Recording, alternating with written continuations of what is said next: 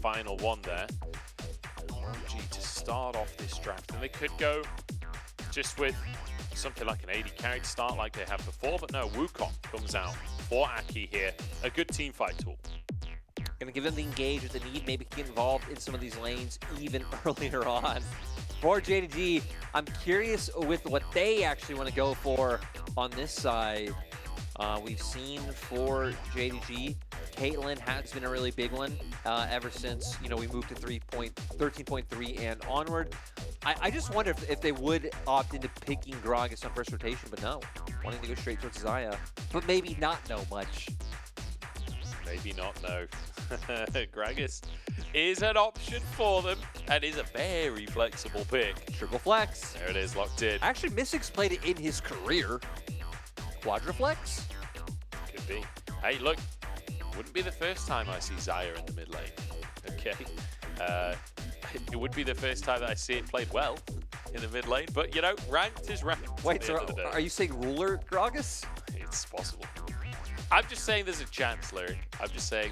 I feel like there'd be a higher chance of ruler just moving to play Xayah mid rather than ruler actually playing the Gragas himself. Oh, ye of little faith. I believe in you, ruler. I think you can pull it off. We'll have to wait and see.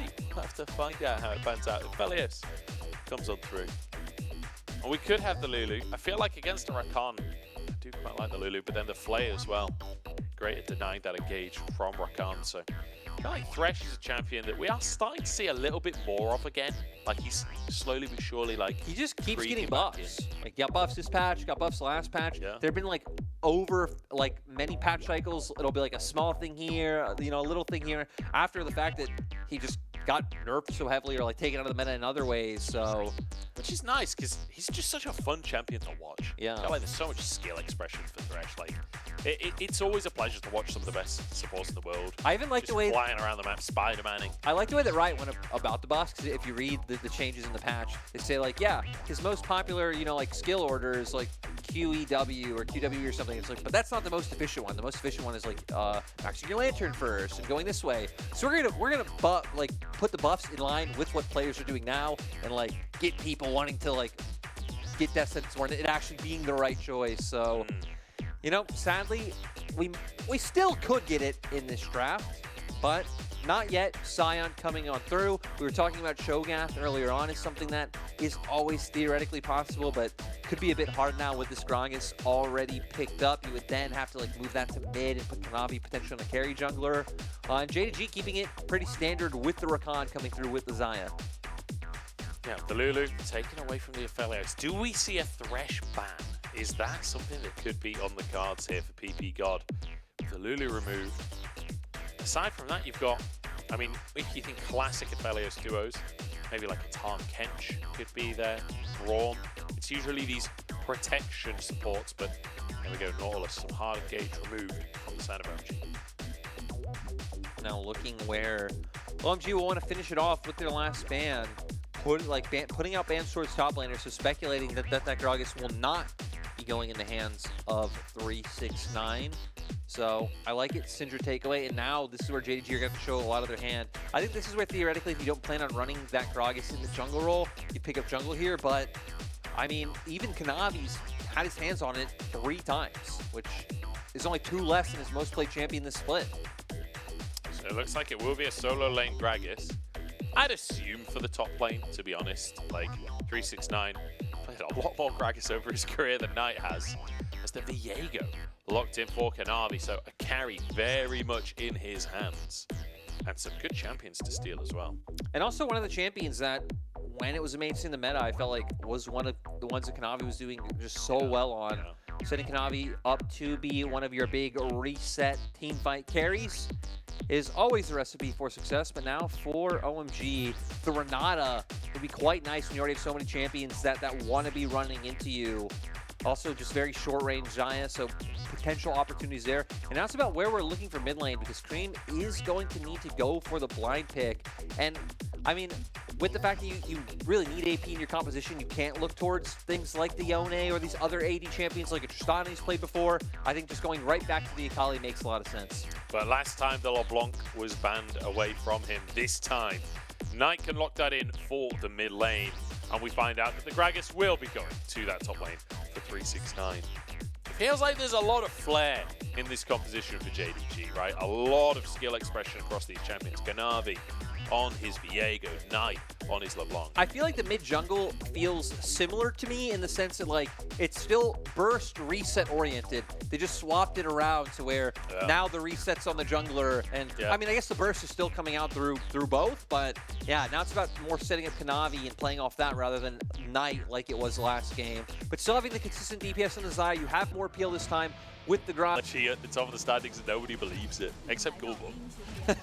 Gulbog is like the one guy that has faith in that team. Shout out to Mr. GB. The good old days. I miss him. A lot of nice guy. A lot of people have gone on to other pastures. But we're still here. Yeah. We're still here. Is that a happy laugh or? Well, yes. You know what? We got runes on screen as the last time around. One thing I've noticed, not super relevant to the conversation, but Ruler not playing his own skin. I noticed it in the first game as well, deciding that, you know, he's got to earn a second skin on Xayah. I'll be honest, I have no idea what teams have skins for what champions' skins. I have the Ruler Xayah skin. Oh, do you? I've seen his signature many times while recalling after crashing the wave so I can get my early cull. You know? Cheater recall, man. Maybe it's one of those things where if you... Actually, I could see maybe not wanting to use your own skin. I feel like it'd be way funnier to use someone else's skin than it would be your own. Because using your own would just feel kind of weird. I feel like we don't see too many. But I think, like, Gimgoon used his own Gangplank skin. Yeah. A fair amount. I'm trying to think if there are any other examples, honestly. It might just be Gimgoon. You know, just like GB, Gimgoon, what a good guy. I miss him too. Yeah, I miss him too.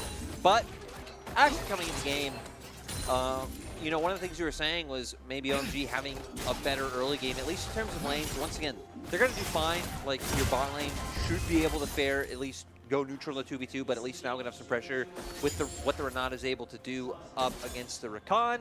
Your top lane is going to be stable, having a Sion, so a lot of it's going to be down to just making sure that Knight, once again, Knight and Kanavi aren't able to find that same impact, so maybe getting some aggressive vision around mid to spawn out where Knight is leaning to, because once we get into the 5v5s, I think OMG should be favored if they aren't at the same goal deficit they had last time. Great front line, great DPS, threat on backline with flanks from the Akali, highlighted the Renata ulti, which really just shuts down a lot of what JDG wants to do. It's about, again, being able to get through this first 15 minutes unscathed. Yeah, Kanavi on the chickens right now. Aki knows about it because of that ward. Kanavi now knows that it's known because the ward died. But in terms of mid lane, I'm not sure that Creme will really be able to join in and play here. He's consistently bullied underneath this tower. Kanavi gets away with a good chunk of the camp at very least. Knight doing a good job of taking advantage of his range advantage, constantly pummeling Creme with those Qs, and even aggressively using distortion. Just went again. Creme now like 5% of his HP. Knight maybe even took a third shot, just didn't care. Able to keep him so low, so no potions. But Knight has also used all his corrupting pot stats. Yeah, and what I noticed as well when we were watching that lane in the early phases, Knight was quite happy to distort forwards, not to get the distortion damage, just to get an auto under the tower, to proc his area and then jump straight back out again before the tower can react. Just every single point of damage matters, and Knight squeezing the value out of the champion. That's what he's going to be able to do with that area. Great by him to, again, going to need to look for the punish now coming back with the mana crystal. So even more reasons to be able to look for these aggressive trades, even if you aren't necessarily always connecting with distortion damage like Knight did just there. This just feels brutal for Creme, right? You come back into lane, you're full HP, Knight manages to find the change straight off the bat and half health here. And the wave pushing away from Creme as well. Unless the cannon just completely lasers the other cannon down, I think it should be fairly neutral. So at least with where we're at so far, I mean, with the fact that JDG haven't made anything happen, which is expected, right? For Viego, it's usually about getting that level 6 online before you really see like a huge shift in tempo of the game. things for OMG have been fine. We'll see if they stay fine. Kanavi does have Smite. Yeah, both junglers with Smite available here. Taken by Aki. And now the duel, but Aki not having any of it. Zips straight over the wall. Can I just double check it in case that is a clone? In case it's not a clone. I love watching 369's Gragas and how little he knows he has to care about anything. Yeah. Always having the safety in the belly bop to be able to get away, or even just say hello to you after casually getting your turret plate down to like 5 HP. Yeah, that next demolish is going to get some serious value right there. It's 369 just completely and utterly ignoring Shanji. Shanji doing a fine job though, maintaining CS, which is all he really needs to do in this matchup at the early stages.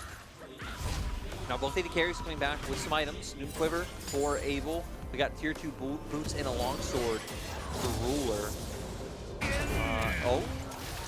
That's close. If Shanji goes just a little bit further upwards, perhaps 369 can finish a kill there. TP available for Shanji, so he shouldn't make too much sense. Even with his HP, that would have been a bit of a tall ask for 369 to be able to find the kill. But this one I'm focused on bot lane. This is where OMG need to find something. It's where they've been strong so far in this game. Missing just to zip out. Now Kanavi can target instead as Aki goes forwards. But Ruler still more than willing to be a part of this play. Stepping forwards, aggressing on towards Abel, and forcing OMG back. Feathers don't connect though. I think that'll be the end of the play. Kanavi, and even JDG's bot lane are dodging out, doing a great job of making sure that the gank doesn't come through.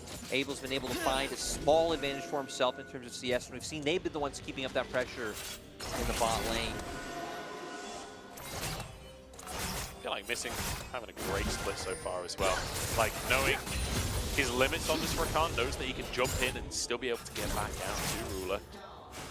And I feel like you see, I've seen a few Rakans recently in the LPL that don't necessarily know the limits of the champion super well. Often go too deep. Not been seeing that from Missing. No, Missing has been a standout. Which is great to see, right? Thinking back to the earlier days on WE where he did look good and, you know, maybe not the superstar that it feels like he's really making his way towards becoming these days, but still always a player of promise. Then when WE went through those tough times, really hard for anyone on that team to shine through, even though we knew talent was there. So getting his chance once again with this JDG squad to look good. I might need to not care about Missing right now. Kanavi, he's going to be fine. He's going to get out. As his ultimate, worst case scenario, it's 2v3 on the top side, but JDG will be safe. Look at the CS advantage in mid lane. Yeah. Huge. Yeah. Coming out from Knight. Gonna get this wave in. Creme will be able to get back in time, but this is where JDG's gold lead is coming from. 1K gold lead right now. Hey, this is his Knight basically saying, oh, what's that? You've got a jungler that can't really do anything until level 6. Well, let me remind you why you banned LeBlanc in game number 1. Let me remind you how bad this matchup is. 800 gold lead on Knight in that mid lane. 369 was one making up the rest of the gold lead that JDG have in top. So great by the two soul laners. Missing. But zips on out. And often the way with Rakan. Ruler will be able to clear this wave away. It is a small CS lead in the bottom side in favor of OMG, but it doesn't feel like it matters as much as that one in the mid lane, because the one in the mid lane is just so huge. But also there's a lead in the jungle here for Kanavi. He's managed to get himself a bit of a CS lead and also looking towards that Herald. He's missing, moving over. Creme might be too far up in the lane, but the perfect execution used just defensively here to keep himself alive. So you're going to maintain control of mid. They pick up Rift Herald. 369 to the top and hasn't had to move down. It is giving over plays to the OMG bot lane. So all inning on Abel to be the big carry. We said for OMG, it's much more about when their composition groups up as 5 rather than in these first 15 minutes when it is just a bunch of isolated parts. You do have a lot of ways to, again, turn JDG's engages and make them your own. It's going to come down to once we start seeing these neutrals come up. So, now it's probably good for OMG that JDG haven't started stacking early dragons or able to look for that off their bot prio, but might get a fight now. Trying to start something, Missing with a knock-up, but it's onto the clone. Knight has moved over as well. Ruler is actually flanking on the Xayah here, trying to pinch OMG. He's forcing them towards that drive rush. They could make a play on towards Ruler themselves. Featherstorm available. Not enough threat there from OMG to force it out. feeling confident because he has the Feather Storm, has the Cleanse Flash all available, and OMG's composition definitely wants you right in front of him to get max value out of the Renata ult, into Cyclone, into, again, how all of these moving pieces just work together to be able to burst JDG out in one go. And now it's going to set up for Herald, but I think OMG might just be able to stop this. This is kind of a weird Herald, honestly. Like, perhaps not intended to be thrown. Shanji knocked back here. 369 is a tank, but he's doing a lot of damage. That barrel zoning. Shanji gets another Grasp. Proc needs cooldowns. Shanji has a shield. 369, a valiant attempt. He has E and Flash. Is he going to go for it? Procs his W, flashes under the tower. You called it, Lyric. 369 walks away with his life with a solo kill. This man's the best Gragas player in the world. That's all there is to say about it. It's kind of funny to say about a non-jungler, even if Gragas has been met in the top lane for a while now, but 369 really has made his champion his own. Like, it feels weird to say, but if there's any champion I would like to give a skin to, even if they don't win Worlds, I feel like 369 deserves a Gragas skin. I feel like 369 is Gragas. I feel like there would need to be some kind of pizza-based animation in there. There's a little jab at Casa that ended up being the case. If 369 ever gets a Gragas skin, please make him eat pizza in the recall or something. Getting to see how it goes down. Goes for the ult, beautiful. Even right into the grass proc to get more damage coming on through. Shanji able to dodge around the Q, but he's just so low at this point. He's in a tough spot though, right? Either you leave and you're giving up 1.5, maybe 2 waves, or you accept the death and then maybe use your passive to at least pick up some of that, but 369 now having Sunfire Cape online. We have Black Cleaver coming out for Kanavi. A lot of these item breakpoints being hit by the top side of the map for JDG. Again, we need to pull attention to bottom lane for OMG, because that is where the Gale Force fleet are able. 369 really wants to get this plate, but his Sunfire Cape is ruining everything. Stays close enough that he can grab it. He's just proxy waves. He doesn't care at this point. Do whatever he wants, get the ward down. I kind of even expect him to potentially stay over for the ground, but I guess leaving that for your own jungler who has Smite makes a lot more sense, and be able to get more value out from that is JDG actually might look towards mid first. Creme has Flash, and I think he should have Shroud up. Shuriken lands. All the chains not going to be committed to there from Knight. I thought he was just going to keep going further on there, trying to set up for Kanavi. But Kanavi going to be happy to take these wolves and continue to build himself this lead over Aki, who's moving in right now. It's a smite fight. Kanavi wins it. Shanji moving over, try and collapse on the JDG jungler. But Viego does as Viego will do. Ults out. Feels really low. Close one, but won't quite find the knockup. Able to walk away. I feel like that has been the story of this game so far. Like, very close to things happening, but both teams playing this very slow and steady and careful. And JDG, I mean, they're just incrementing small advantages. So they've been fine with how things have gone. But even for OMG, 369 will be fine. I love how he jumps in, starts hitting 369. He's like, actually, I don't want this at all. And just jumps back over the wall, abandons Shanji for the 1v1. But again, theoretically for OMG, there has been no huge explosion so far. So you're still going to get to a point where hopefully you can take these front to back. Problematic things are like, okay, how much damage is your Akali going to be able to contribute to team fight? How tanky will Shanji be when he's starting to fall items behind 369? But I think a lot of it's still going to be down to like Kanavi able to reset and Knight able to put damage onto Abel. If they manage to protect Abel, then they have exactly what they need to be able to bring this game back. Back here, ulting Kanavi here. Kanavi's ult still on cooldown right now. Kanavi down. Creme with a kill. This Knight barely dodges the Shuriken. Perfect execution still in play here for Creme, and he uses it just to get a little bit more harassed down. Kanavi not able to flash away. His ult was just about to be up off. Cooldown wasn't, but probably wouldn't even have time to react, just with the CC chain coming through and then Creme able to follow up so quickly. Rick Herald is going to be up in 30 seconds, so this at least should be able to turn into OMG, hopefully getting some vision. You can see they've already rotated Abel up here in anticipation to make sure that the team favor to get this objective. Yeah. Huge that Creme is grabbing that kill onto Kanavi as well, right? After the huge CS lead that Knight's been able to find himself in that mid lane. Creme closing that goal gap slightly. Still be a pretty hefty lead for Knight, I'd wager, but least being able to get closer to those items. Like Creme finishing that Mythic is going to be so crucial for OMG being able to function in these team fights. Yeah, and I feel like his role is going to be one of the more interesting ones because there's no easy target for you to jump on. We already highlighted for Ruler having like the feathers, Knight now being on a very mobile mage on the LeBlanc. So it's really going to be, feels like potentially a counter reaction to whatever JDG are looking to do, unless Aki or Shanji can find the CC. Then you're just jumping on whichever target does get locked down. Knight actually almost going down here. Knight burning on him as well. Huge little combo. Huge little combo. That doesn't make sense. A medium combo then. From Abel and PP got onto Knight. It just shows, like, being LeBlanc, having to jump into champions like the Renata, having the handshake there, sets up for a lot of damage to be traded in return. JDG in the meantime, Havoc Kanavi just starting this one up, and TP coming through from Shanji. Might have a fight on our hands here. 1v5 for now as Knight up to the top side. Creme already arriving. Herald 4K.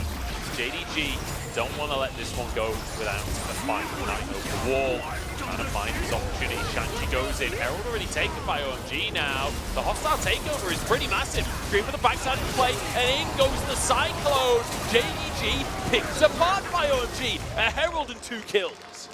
One of those things we were highlighting for OMG. This is where their composition thrives. Hostile takeover, able to zone people back. Shanji's just presence, not allowing people to walk through. And now we're going to be able to go forward with the Herald. This is going to be a mid lane turret. This should even be able to guarantee a second charge if they want to. Looks like they will back away. Ruler should be able to finish this one off. Yep, okay, just managed to find the eye. So valuing the tempo from the reset, which right, coming up in 15 seconds to be able to get there and hopefully contest.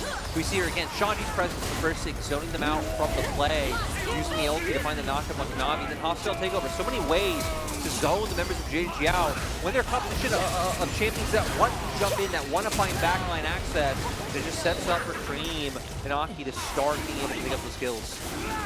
OMG now off of those tempo resets, trying to contest this Drake. Kanavi pulling it out of the pit. Still DPSing away. Aki in the area. 2K on the Drake though. This might just go down, but the reset comes through. Aki now in the back of the pit. 2K on the Dragon. I think JDG might be backing away. Kanavi moves back in. It's a smite fight. Kanavi wins it for the second time today. And now Abel in trouble as Ruler just dives onto the enemy AD carry. But Abel survives. The reset comes through from Renata. And it's 2 kills for OMG. JDG losing back-to-back fights. Creme wants more, but he won't find it. The Renata pick continues to find value against JDG. Abel managing to survive. Sadly, they don't pick up the Dragon. That does go the way of JDG. Still, OMG are going to be happy, furthering their gold lead, picking up another turret on top of this, and just setting themselves up to continue to win future fights. Yeah, and you know, Kanavi seems to be the one struggling a bit in this game on his Viego. Gets the smite, and after that, the fight kicks off. So close to finishing Abel, but yeah, Viego ult, not really impactful whatsoever. Gets taken down right away. And for JDG in these circumstances, and pretty much in any fight going forward, you don't want to look for exactly a 5v5. You need to find those moments, like right before a fight starts or like during the setup, to find an isolated kill, get a pick, and then potentially it's like, hey, we've already got our reset online for the Viego, like Knight's cooldowns can come back on very quickly, and then you can start turning that into, you know, a winning skirmish for your side. Because any fight like that will just go the way of OMG. Yeah. And worth mentioning in Creme, we said, you know, he needs to get his Mythic online. 3-0-2 now off the back of these last 2 fights.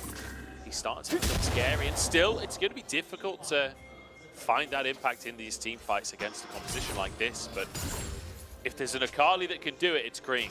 Creme shown his mechanical prowess on the champion. And Abel having a great game as well. So he's been able to just kind of sit back, scale up, which is exactly what you want as an Aphelios. And the Renata from PP God saving his skin in that previous fight. I really just can't, like, over-highlight how good I think this Renata is. Yeah. Into what JDG have picked up and just how fights are going to have to be taken. Not like JDG really have a composition that can play out through sides. Like Gragas Sion going to be a wash. Creme going to be getting to a point where he's the one that has pressure over the LeBlanc side of the matchup, and it isn't just about, you know, being locked in the lane where you're getting poked out. It's these extended side lanes where all the mobility and all the potential that Creme has will be able to pay off. Yeah. It's about trying to find those opportunities. Still a big CS lead in that side lane for Knight. Has been able to maintain what he built up earlier on in the game. But now we're kind of in a weird spot for JDG, where we're beyond 15 minutes, we're 20 minutes now. JDG significantly behind in gold. This is a rare sight. This is not something that you get to see very often when you're watching the LPL. JDG almost always massively ahead by this point in the game. And these are the challenges for top teams. Like, can you win when you didn't dominate them? Yeah, and you know, even especially when you talk about, like, we'll say macro, right? 'Cause there's a lot of different aspects to macro, but like macro when you're behind is very different from macro when you were ahead. Again, the types of compositions you have and like the comeback mechanisms. Because for JDG, we said it's about picks.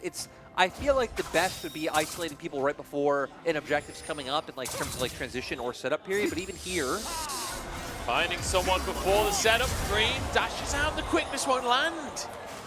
Creme realizing what was going on there and managing to skirt away from the play. Keeps himself alive.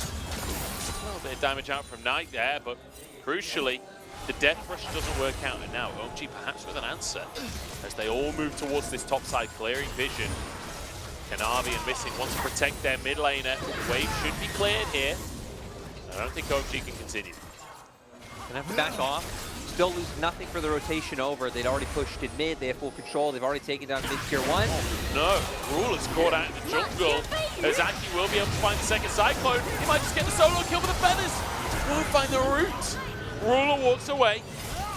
I can't believe he's got away with that one, but he has. Funnily enough, that actually might be in favor of JDG. Ruler didn't burn Flash. You wanted your feathers up, which will still be rough. But you've gotten BB God's Flash, you've gotten Aki's. No ults on either side. So we might be missing a bunch of ults for the Dragon coming up in 20 seconds. They'll all be a little bit after. So a lot's going to come down to like how the usual stare-off or standoff happens right before that objective. We see here, steps a bit too close to a ward. No wards there. Aki going to the Cyclone. I'm more surprised by the amount of damage that he has. Rails. But then Aki barely dodges that route. That route hits. It's a kill for Kanavi, guaranteed. Because also just the amount of damage that Xayah route does, like you max the E, it really does rail you. But again, going into this fight, no hostile takeover. Cyclone will be up soon.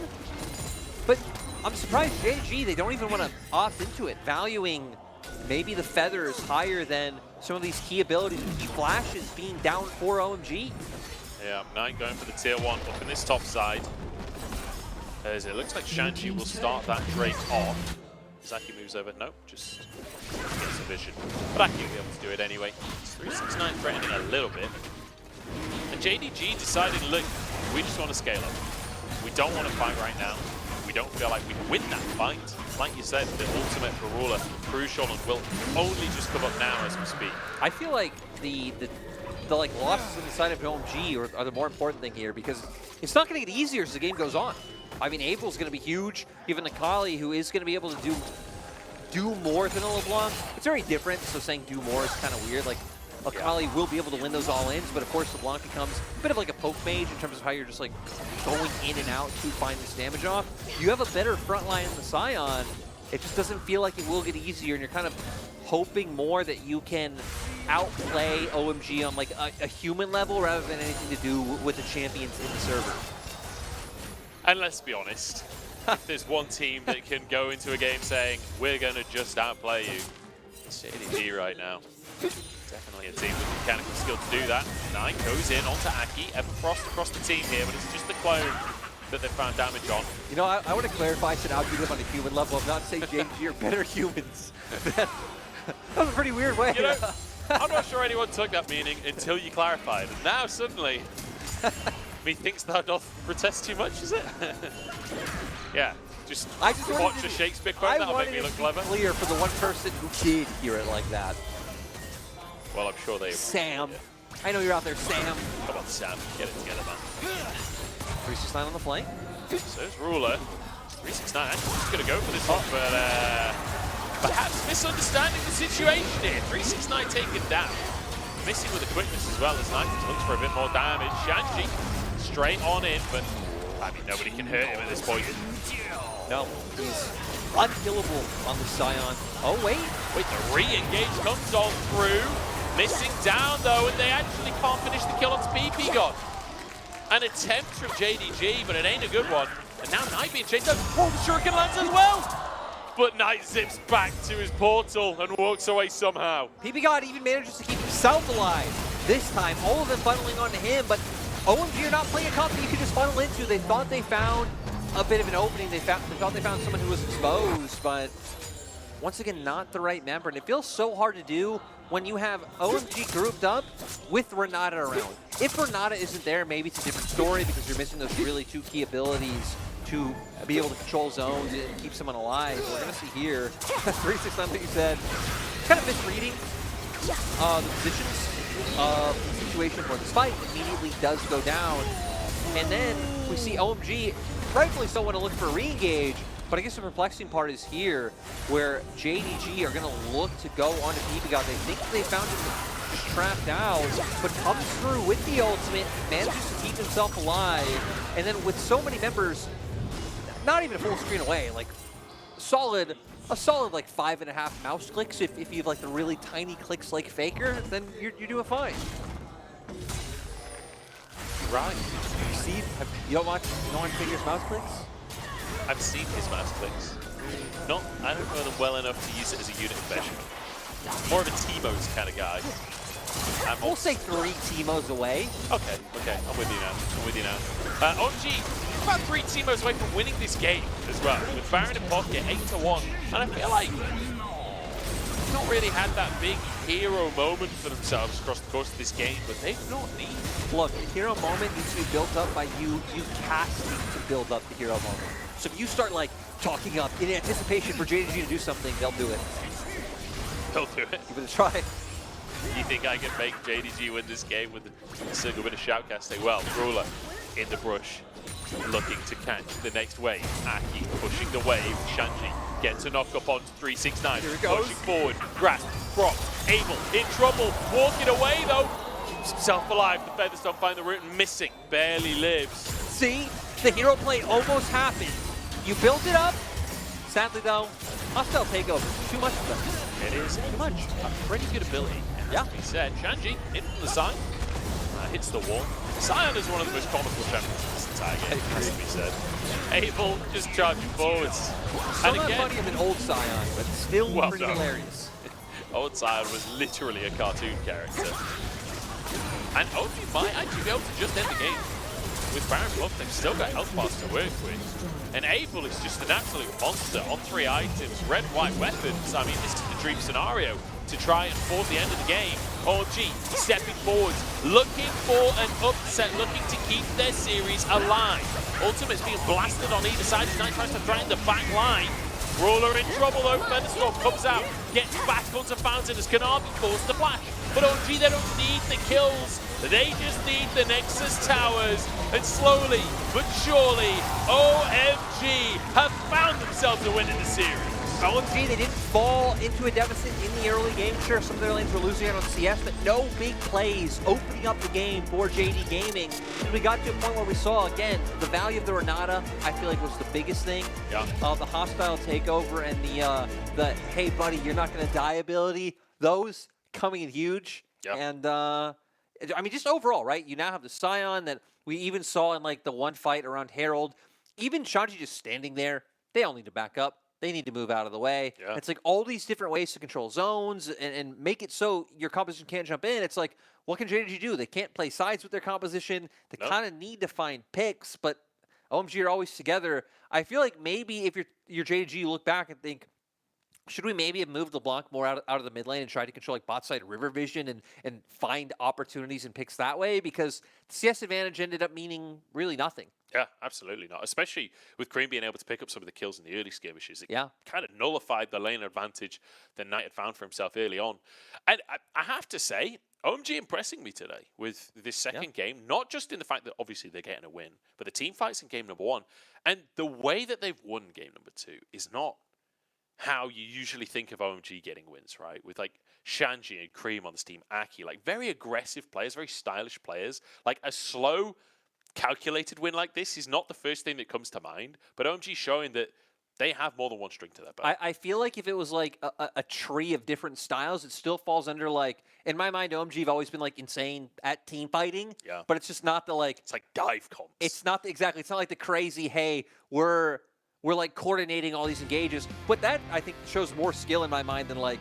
Not to say this is low skill, but you know, coordinating dives and engages just sets them up well to then when they have to play a comp like this that is playing against a team that wants to dive in on top of you with Viego and LeBlanc and try and find these opportunities. It just went beautifully. Well, I guess this Sion damage. What's this? Yeah, what is that? Where did that come from? I was like, you is can't that just Sunfire Cape alone? I was gonna say, can you really even speculate from lane when I feel like every time in lane we just saw 369 like pummeling on him? Yeah, but then I guess Gragas takes a lot of damage. He just has a lot of healing in the kit. True. So True. I guess that's back and forth.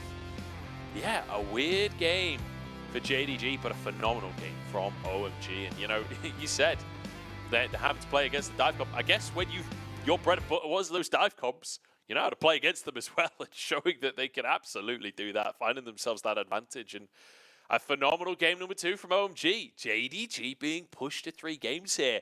And I'm really excited to see what their answer will be for map 3. We're going to jump into a break.